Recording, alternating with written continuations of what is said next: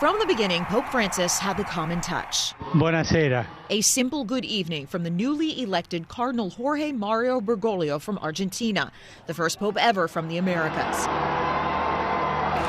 Equally at home with the poor and the powerful. On the lawn of the White House, he made a plea for immigrants. As the son of an immigrant family, I'm happy to be a guest in this country, which was largely built by such families.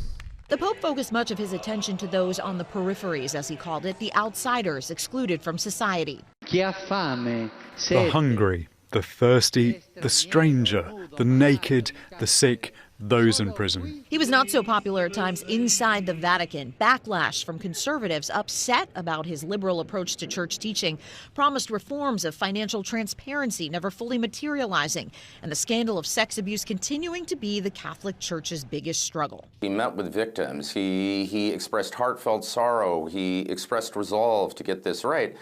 But, you know, most critics, many victims, would say that that wasn't matched with a policy follow-through. When the coronavirus pandemic hit in 2020, this image of the Pope blessing the world from an empty St. Peter's Square became a symbol for that desolate time. Francis urged nations to share their vaccines with poorer countries and vaccinated hundreds of homeless and underprivileged at the Vatican.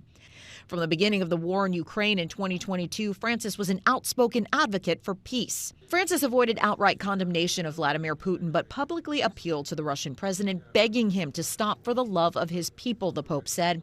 He made similar appeals for peace during the conflict in the Middle East, saying that the Israel-Hamas war had descended into terrorism. He insisted that war is always a defeat and said self-defense that is not proportional is immoral. Francis's most important message was one of fraternity, that we are all brothers and sisters despite our differences. I'm Karen Kefa reporting.